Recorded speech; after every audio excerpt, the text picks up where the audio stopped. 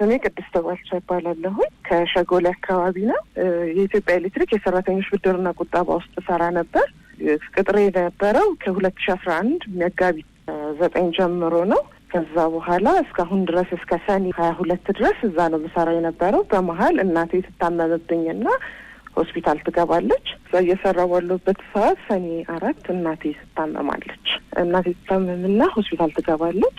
ከዛ በኋላ ለአለቃዬ ለቅርብ አለቃዬ ደውዬ አሳውቀዋለሁኝ። ቴሌግራም ላይ ቴክስት አደርግለታለሁ።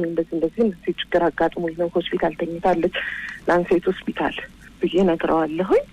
ከዛ በኋላ ያለውን ነገር ሰምቶ ችግር የለውም አይዞሽ ነው ያለኝ በወቅቱ።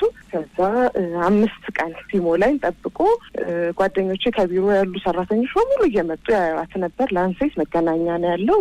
መስሪያ ቤቱ ደግሞ ኮተቤ ብረታ ብረት የኢትዮጵያ ኤሌክትሪክ ኃይል ግቢ ውስጥ ነው ያለው።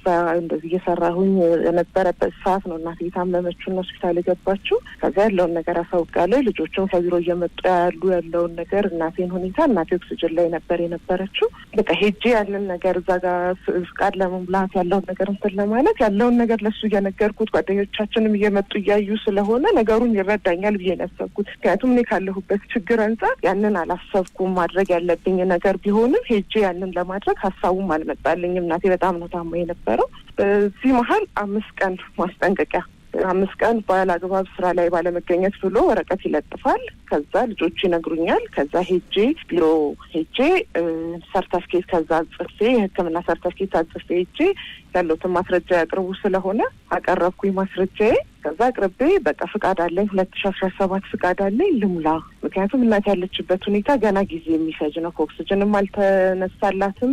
እንደገና በመድኃኒት ነው እያሸናት ያሉት የኩላሊት ችግርም ስለሆነ ስለዚህ ይሄንን ነገር እንትን ለማለት የግዴታ አብሬያት መቆየት ስላለብኝ ነው ፍቃድ ልሙላ 2017 ስለው ቆይ እንደዛ ከማድረጋችን በፊት ኮሚቴ ስለሆነ ቤቱን የሚያስተዳድረው ኮሚቴዎቹ ስለሆነ ትዕዛዝ ያዘዙኝ እሱን ላስተካክል እኔ ላናግራቸው እነሱን ይለኛል። ከዛ አደራህን እንደገና ተጨማሪ ቀን ደግሞ 5 ቀን ደግሞ ተጨማሪ ጨመርና ሌላ ችግር እንዳይመጣብኝ ይሄን ነገር ሞልቼ ልሂድ አሁን ስለው አይ ያ ችግር እንዳይመጣብሽ እሱ ኤችአር ነው ተወክሎ ነው ቦታው ላይ እየሰራ ያለው እንጂ እሱ አይደል ስራ አስኪያጁ እሱ አይደለም። ሁለቱንም ቦታ የምሰራው እኔ ነኝ። የኤችአሩን ቦታ እኔ ነው፣ የስራ አስኪያጁን ቦታ እኔ ነው። ምንም ችግር የለም እነሱ እንዲያውቁ እንጂ እኔ ሁሉንም ነገር ሃንድል ማድረግ እችላለሁ ያሳስብሽ ይለኛል። አዝኖልኝ እናቴ ላይ ያለውን ችግር ተረድቶኝ ነው ብዬ በማሰብ በቃ እሺ አመሰግናለሁ ተነስቼ እወጣለሁ።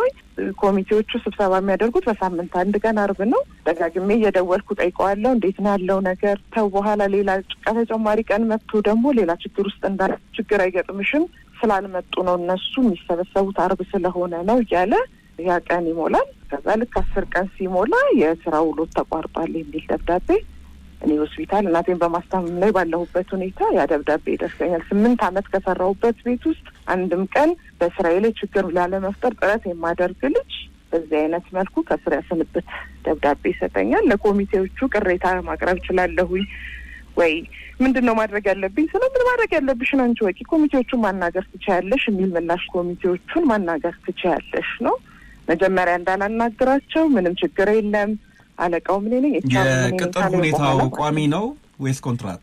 የመጀመሪያውን 1 ዓመት ኮንትራት ነው። ከአመት በኋላ ግን ቋሚ ነው። የብረት ስምምነት አለ? የብረት ስምምነት አለው። ስለዚህ አሁን ከስራ ተባረሩ? አዎ ለኮሚቴዎቹ አሳውቄያለሁኝ። ከዛም በኋላ እነሱም በ22 ነው እጄ ላይ ሰኔ 22 ነው ደብዳቤ ደረሰኝ። ወዲያውኑ ቅሬታ የጻፍኩትና ያስገባሁት ለቁጥጥር ኮሚቴ ለጽህፈት ቤቱ እና ለስራ አመራር ቦርዱ በሚል ለሶስቱም ግልባጭ አድርጌ አስገብቻለሁ። ሶስቱንም አስፈርሜ ሰጥቻለሁ። ምላሽ ሐምሌ 24 ምላሽ ደብዳቤ ተሰጥቶሻል መተሹ ሰጂ ተብዬ ሄጄ ስወስ የተደረገው ነገር በሙሉ ህጉን ተከትሎ የተደረገ ስለሆነ ምንም ማድረግ አንችልም የሚል ምላሽ ነው የሰጡኝ። ነገር ግን በስራ ደሞዜን አሁን ለምሳሌ እንደ እኔ ይሄ ይደረግ ማለት ሳይሆን እንደ ህግም ብዙ ማለት እንትኑም ላይ አንዳንድ የተወሰነች ለማየት እንደሞከርኩት በስምምነቱ አንድ ሰራተኛ ተደጋጋሚ ጥፋት ካለው የቅርብ አለቃ የ30 ቀን ደሞዙን ይቅጣው ነው የሚባለው። የሰኔ ደሞዝም አልተከፈለኝም። እንደገና ስራ ስንብት ነው የተሰጠኝ። 2 አይነት ቅጣት የተደረገብኝ የደረሰብኝ አደጋ የደረሰብኝ ችግር ሳያንስ በተደጋጋሚ ጥቃት ደርሶብኛል ነው ማለት። እንደው ከኃላፊው ጋር ጓደኝነት ወይም ደግሞ የግል ጸብ ነበራችሁ? በጭራሽ ጥሩ ቅርበት ጥሩ ሰላማዊ የሆነ የቢሮ ቅርበት ካልሆነ በስተቀር ምንም ነገር የለንም። በምን የተነሳም እንዲያደርገኛልን ብዬ በቃ በዚህ ልክ ይከፋል ብዬ ማስብ ያለው ማነው ስማቸው? አቤልና ጌታሁን። እሳቸው ደግሞ የሚሉትን እንስማ። እሺ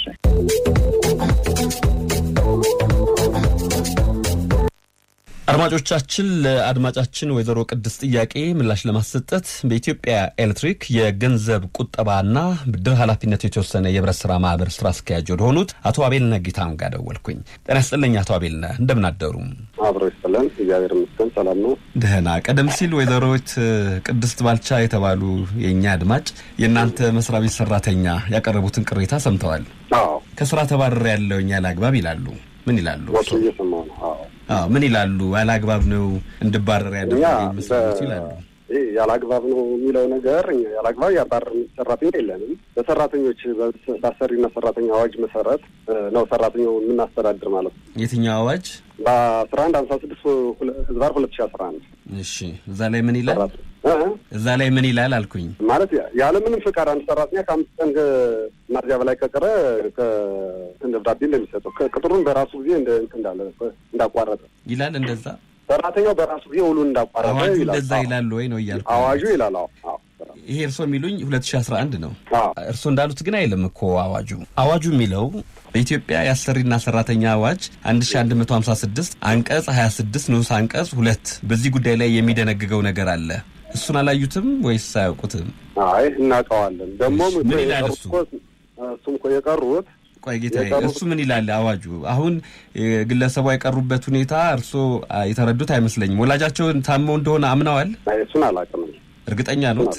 ፋሚሊ ሪስፖንሲቢሊቲ ወይም የቤተሰብ ኃላፊነት ይላል የኢትዮጵያ የአሰሪና ሰራተኛ አዋጅ 1156 አንቀጽ 26 ንዑስ አንቀጽ 2 ላይ ለስራ ውል መቋረጥ ህጋዊ ምክንያት እንዳልሆነ ተደንግጓል። በከባድና ልዩ ሁኔታ እስከ 5 ተከታታይ ቀን ያለ ክፍያ ፍቃድ ሊሰጥ እንደሚችል ይደነግጋል። ይህም በአንድ የበጀት አመት ውስጥ እስከ 2 ጊዜ ሊሰጥ ይችላል። ስለዚህ አድማጫችን እናታቸው መታመማቸውን 10 ቀን መቅረታቸው ብቻ የሚያባርር ምክንያት ነው ብሎ መደምደም አይቻልም እያለ ነው ህጉ ነው እንደሚለው።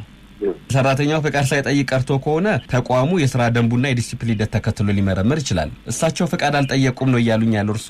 አልጠየቁም እኮ ነው እያልኩ ያለሁት። አልተረዱኝም እኮ መጀመሪያም ፍቃድ እኮ 10ም ቀን አልጠየቁም። እርግጠኛ ኖት በዚህ? እርግጠኛ ነኝ። ምንም በቃል የተነጋገራችሁት ንግግር የለም? የለም በቃል የተነጋገርነው የለም። ስራ ግቡ ብያለሁ። ደውለው ነበረ። አይ ስራ ግቡ ብያለሁ። እናቴ ሆስፒታል ነች የሚያስታምማት የለም ላስታምማት ሲሉ እርሶ ወደ ስራ ይግቡ ብለዋል? አዎ ብያለሁ። አንገብጋቢ ጊዜ ማይሰጥ ስራ ነበረ። ስራ ግቡ ብያቸዋለሁ። ሰራተኛዋ ከነበረባቸው ከባድ ሁኔታ ያው የወላጅ እናት መታመም በላይ የሆነ አስጨናቂ የነበረው ስራ ምን ነበረ? አይ ስራ ነበር። እሱ የስራ ጉዳይ ነው፣ መናገር አልችልም። የህዝብ አገልግሎት አይደል እንዴ ቢሰጡት?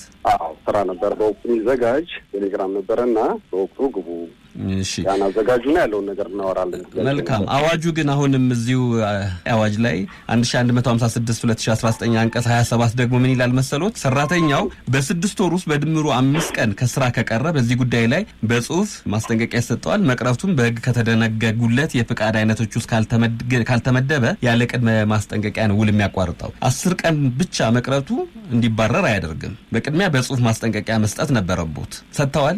ከዚያ ውጭ በፊት የተለያዩ የጽሁፍ ማስጠንቀቂያዎች ተሰጥተዋል። ከዚህ ጋር የተያያዘ ሳይሆን ሌላ የሕክምና ማስረጃ ይምጣ ብለው መርምረዋል? እሱን አልመረመሩም። እና ፍትሃዊ ውሳኔ የወሰኑ ይመስሎታል እርሶ? እኛ በወቅቱ ማስታወቂያ ወጥተናል። መጥተው ያሉት መረጃ እንዲሰጡን ማስታወቂያ ወጥተናል። ትክክል ነው ይላሉ እንዴ? ታማኝ መረጃ አገኘ። እንዲባረሩ የወሰናችሁት ውሳኔ ትክክል እንደሆነ ነው የሚሰማውት? የወሰናችሁት ውሳኔ ትክክል እንደሆነ ነው የሚሰማውት ወይ? እኛን እንደ ጽሕፈት ቤት ውሳኔው ትክክል ነው ብለን ነው ምናምን። ከእርሶ በላይ ያሉ ሰዎችና ህጉ ደግሞ ምን እንደሚል በቀጣይ እንጠይቃለን። ምናልባት ግን በድጋሚ የምታዩበት ሁኔታ ይኖራል ቅሬታቸውን። እኔ እኮ የጽሕፈት ቤቱን ሰራተኛ ነኝ። ከጽሕፈት ቤቱን በላይ እኮ ቅሬታ አርበዋል። ስራ አስኪያጅ አይደሉ እንዴ እርሶ? አዎ እኮ ከኔም በላይ ካሉት አርበዋል እኮ ነው። እንደ ቅርብ አለቃነቱ ውሳኔው የመጨረሻ ውሳኔ ተገቢ ነው ብለው ደምድመዋል አሁን? አዎ እኛ ተገቢ ነው ብለን ደምድመናል። እርሶ እኛ ሳይሆን እርሶ ደምድመዋል። ስለዚህ ድጋሚ ቅሬታ እንዲያቀርቡም እድል አይሰጣቸውም እያሉኝ ነው። ማመልካቸው እኮ ነው ማለት እርሶ ጋር አይ ድጋሚ አሁን በተነጋገረው መሰረት አዋጅ አቶ አቤልነህ ጌታሁን በኢትዮጵያ ኤሌክትሪክ የገንዘብ ቁጠባና ብድር ኃላፊነቱ የተወሰነ የህብረት ስራ ማህበር ስራ አስኪያጅ፣ በጣም አመሰግናለሁ። መልካም የስራ ቀን ይሁንልዎ። አድማጮቻችን ይህ ጉዳይ ለመከታተል ዋናው ዓላማው ምክንያታችን የማንኛውንም ወገን ማጥቃት ወይም ደግሞ እንዲህ ነው እንዲያ ነው ብሎ ለመፍረድ ሳይሆን እውነታውን በትክክል እንዲጣራና የሰራተኛውም ሆነ የተቋሙን መብት እንዲጠበቅ ማድረግ ነው። እንደ ሬዲዮ ጣቢያ ወይም እንደ ጋዜጠኛ ሰራተኛው 10 ቀን ከስራ ገበታቸው መቅረታቸው እውነት ከሆነ ፍቃድ ለምን እንዳልጠየቁና የቀሩበት ምክንያት ምን እንደነበረ ጠይቄያቸዋለሁ። በተለይ እናታቸው በመታመማቸው ምክንያት እንደቀሩ ከተናገሩ ይህንንም በማስረጃ ጭምር መስሪያ ቤቱ መርምሮታል ወይ ብሎ መመርመር ደግሞ ያስፈልጋል። ስለዚህ ከዚህ በኋላ ጥያቄ የሚሆነው ሰራተኛው ይባረር ወይም አይባረር ብቻ ሳይሆን ጥያቄያቸው ውሳኔው በምን ህግ ላይ ተመስርቶ ነው የተወሰነው? የሰራተኛው ማብራሪያ ተሰምቷል ወይ? የዲሲፕሊን እርምጃ ሲወሰድ የቀረበው የሕክምና ወይም ሌላ ማስረጃ መርምሮታል ወይ? የዲሲፕሊን ሂደቱ በትክክል ተከትሏል ወይ የሚለውን የተቋሙ የሥራ ኃላፊዎች በግድ መመለስ የሚገባቸው ይሆናል።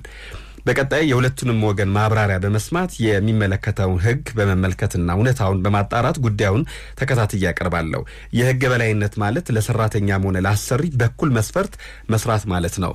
ስለዚህ የሰራተኛዋ ምላሽ ተነግሯል፣ እኔ ባልኩት መሰረት አይደለም የተደረገው ስላሉ የዲሲፕሊን ኮሚቴ ደግሞ ወይም ቦርዱ አይቶታል የተባለው እሳቸውን ሳያዳምጥ የእሳቸው ማስረጃ ሳይመረምር ከሆነ ስህተት ስለሆነ መታረም አለበት ብሎም ለመናገር ያስችላል። በአሰራርና በመመሪያ ከሆነ ደግሞ ውሳኔው ሊጸድቅ ይችላል። ለማንኛውም በቀጣይ በዚህ ጉዳይ ላይ እመለሳለሁ። የዛሬው የማንም እንጠይቅለው ዝግጅታችን ግን አበቃ።